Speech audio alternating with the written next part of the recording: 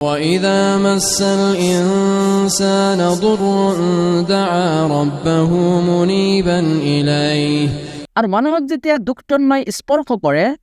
তেতিয়া সি একাগ্ৰচিত্তে নিজ প্ৰতিপালককহে আহ্বান কৰে ثُمَّ إِذَا خَوَّلَهُ نِعْمَةً مِّنْهُ نَسِيَ مَا كَانَ يَدْعُو إِلَيْهِ مِن قَبْلُ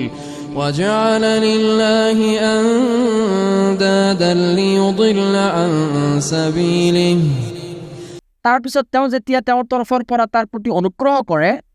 তেতিয়া সি পাহৰি যায় যে ইতিপূৰ্বে সি কি কাৰণত তেওঁৰ ওচৰত দোৱা কৰিছিল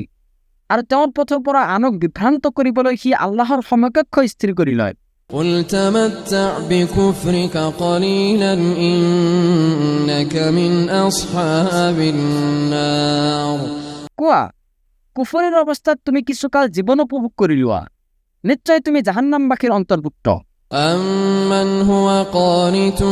آنَاءَ اللَّيْلِ سَاجِدًا وَقَائِمًا يَحْذَرُ الْآخِرَةَ وَيَرْجُو رَحْمَةَ رَبِّهِ যি ব্যক্তিয়ে ৰাতিৰ বিভিন্ন প্ৰহৰত সাজদা অৱনত হয় আৰু থিয় হৈ আনুগত্য প্ৰকাশ কৰে লগতে আখিৰাতক ভয় কৰে আৰু নিজ প্ৰতিপালকৰ অনুগ্ৰহ প্ৰত্যাশা কৰে قُلْ هَلْ يَسْتَوِي الَّذِينَ يَعْلَمُونَ وَالَّذِينَ لَا يَعْلَمُونَ إِنَّمَا يَتَذَكَّرُ أُولُو الْأَلْبَابِ এই ব্যক্তিক সেই ব্যক্তিৰ দ্বাৰা গণ্য কৰা হ'ব নেকি যিয়ে এইবোৰ নকৰে কোৱা যিসকলে জানে আৰু যিসকলে নাজানে সিহঁত সমান হ'ব পাৰেনে নিশ্চয় কেৱল বোধশক্তি সম্পন্ন ব্যক্তিসকলেহে উপদেশ গ্ৰহণ কৰে قُلْ يَا عِبَادِي الَّذِينَ آمَنُوا اتَّقُوا رَبَّكُمْ لِلَّذِينَ أَحْسَنُوا فِي هَذِهِ الدُّنْيَا حَسَنَةٌ وَأَرْضُ اللَّهِ وَاسِعَةٌ জনাই দিয়া হে মোৰ মুমিন বান্দাসকল তোমালোকে নিজ প্ৰতিপালকৰ তাকৱা অৱলম্বন কৰা যিসকলে এই পাৰ্থিৱ জীৱনত কল্যাণকৰ কাম কৰে তেওঁলোকৰ বাবে আছে কল্যাণ আল্লাহৰ পৃথিৱী বিশাল প্ৰশস্ত إِنَّمَا يُوَفَّى الصَّابِرُونَ أَجْرَهُم بِغَيْرِ حِسَابٍ নিশ্চয় ধৈৰ্যশীলসকলক তেওঁলোকৰ প্ৰতিদান অগণিতভাৱে পৰিপূৰ্ণৰূপে প্ৰদান কৰা হ'ব قُلْ إِنِّي أُمِرْتُ أَنْ أَعْبُدَ اللَّهَ مُخْلِصًا لَهُ الدِّينَ কোৱা মোক আদেশ কৰা হৈছে মই যেন আল্লাহৰ আনুগত্যত একনিষ্ঠ হৈ কেৱল তেওঁৰেই ইবাদত কৰোঁ وَأُمِرْتُ لِأَنْ أَكُونَ أَوَّلَ الْمُسْلِمِينَ মোক আদেশ কৰা হৈছে মই যেন আত্মসমৰ্পণকাৰী অৰ্থাৎ মুছলিমসকলৰ মাজত অগ্ৰণী হওঁ قُلْ إِنِّي أَخَافُ إِنْ عَصَيْتُ رَبِّي عَذَابَ يَوْمٍ عَظِيمٍ কোৱা মই যদি মোৰ প্ৰতিপালকৰ অবাধ্যতা কৰোঁ তেন্তে নিশ্চয় মই ভয় কৰোঁ যে মহাদিৱসৰ শাস্তিয়ে মোক গ্ৰাস কৰিব قُلِ اللَّهَ أَعْبُدُ مُخْلِصًا لَهُ دِينِي কোৱা মই আল্লাহৰ প্ৰতি মোৰ আনুগত্যক একনিষ্ঠ কৰি কেৱল তেওঁৰেই ইবাদত কৰোঁ فَاعْبُدُوا مَا شِئْتُم مِّن دُونِهِ قُلْ إِنَّ الْخَاسِرِينَ الَّذِينَ خَسِرُوا أَنفُسَهُمْ وَأَهْلِيهِمْ يَوْمَ الْقِيَامَةِ أَلَا ذَلِكَ هُوَ الْخُسْرَانُ الْمُبِينُ এতেকে তোমালোকে আল্লাহৰ পৰিৱৰ্তে যাক ইচ্ছা কৰা তাৰেই ইবাদত কৰা কোৱা প্ৰকৃত ক্ষতিগ্ৰস্ত হৈছে সেইসকল লোক যিসকলে কিয়ামতৰ দিনা নিজৰ আৰু নিজৰ পৰিয়ালবৰ্গৰ ক্ষতি সাধন কৰিব জানি চোৱা এইটোৱে হৈছে সুস্পষ্ট ক্ষতি لَهُم مِّن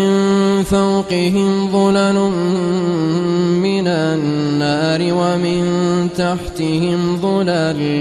ذَلِكَ يُخَوِّفُ اللَّهُ بِهِ عِبَادَهُ يَا عِبَادِ فَاتَّقُونِ সিহঁতৰ বাবে সিহঁতৰ ওপৰতো থাকিব অগ্নিৰ স্তৰ আৰু তলফালেও থাকিব অগ্নিৰ স্তৰ এইবোৰ শাস্তিৰ দ্বাৰাই আল্লাহে তেওঁৰ বান্দাসকলক সতৰ্ক কৰে হে মোৰ বান্দাসকল এতেকে তোমালোকে কেৱল মোকেই ভয় কৰা وَالَّذِينَ اجْتَنَبُوا الطَّاغُوتَ أَن يَعْبُدُوهَا وَأَنَابُوا إِلَى اللَّهِ لَهُمُ الْبُشْرَى فَبَشِّرْ عِبَادِي الَّذِينَ يَسْتَمِعُونَ الْقَوْلَ فَيَتَّبِعُونَ أَحْسَنَهُ أولئك الذين هداهم الله وأولئك هم أولو الألباب আনহাতে যিসকলে তাগুতৰ ইবাদত পৰিহাৰ কৰে আৰু কেৱল আল্লাহৰ অভিমুখী হয় তেওঁলোকৰ বাবে আছে সুসংবাদ। এতেকে মোৰ বান্দাসকলক সুসংবাদ দিয়া যিসকলে মনোযোগ সহকাৰে কথা শুনে আৰু তাৰ মাজত উত্তম কথাৰ অনুসৰণ কৰে, সেই সকল লোককে আল্লাহ হিদায়াত দান কৰিছে আৰু তেওঁলোকে হৈছে বুদ্ধিশক্তি সম্পন্ন। أفمن حق عليه كلمة العذاب أفأنت تنقذ من في النار যাৰ ওপৰত শাস্তিৰ আদেশ সাব্যস্ত হৈছে এতেকে জাহান্নামত থকা সেই ব্যক্তিক তুমি ৰক্ষা কৰিব পাৰিবানে? لكن الذين اتقوا ربهم لهم غرف من فوقها غرف مبنية تجري من تحتها الأنهار وعد الله لا يخلف الله الميعاد কিন্তু যিসকলে নিজ প্ৰতিপালকৰ তাকৱা অৱলম্বন কৰে তেওঁলোকৰ বাবে আছে বহুতো অট্টালিকা, যাৰ ওপৰতো নিৰ্মিত আছে অট্টালিকা, যাৰ তলত নদীসমূহ প্ৰবাহিত আছে। এইটো আল্লাহৰ প্ৰতিশ্ৰুতি, আল্লাহে প্ৰতিশ্ৰুতি ভংগ নকৰে। ألم تر أن الله أنزل من السماء ماء فسلكه ينابيع في الأرض ثم يخرج به زرعا তুমি লক্ষ্য কৰা নাইনে আল্লাহে আকাশৰ পৰা পানী বৰ্ষণ কৰে, তাৰ পিছত সেয়া ভূমিত প্ৰস্ৰৱণ হিচাপে প্ৰবাহিত কৰে, তাৰ পিছত সেইটোৰ জৰিয়তে নানা ধৰণৰ ফচল উৎপন্ন কৰে, অৱশেষত সেই ফচল পকি যায়।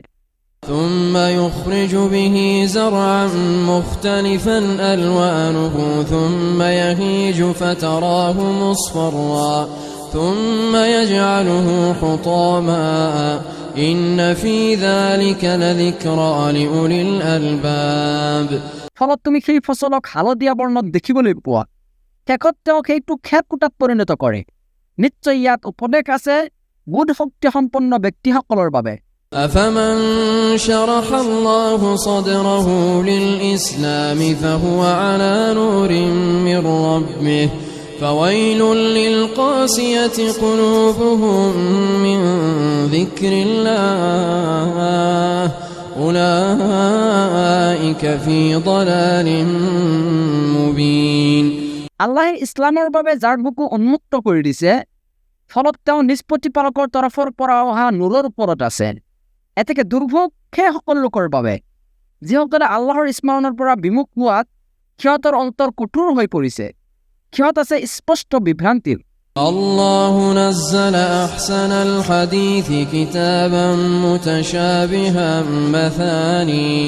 مثاني تقشعر منه جلود الذين يخشون ربهم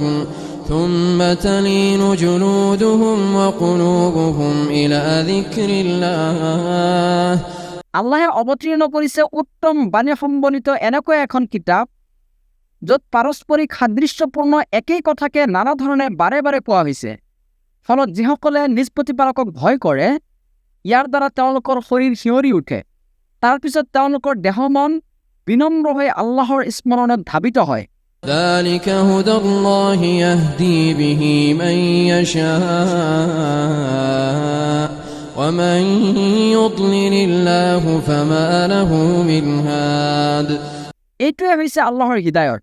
তেওঁ ইয়াৰ দ্বাৰা যাক ইচ্ছা কৰে হিদায়ত কৰে, কিন্তু আল্লাহে যাক বিভ্ৰান্ত কৰে তাৰ হিদায়তকাৰী কোনো নাই। أفمن يتقي بوجهه سوء العذاب يوم القيامة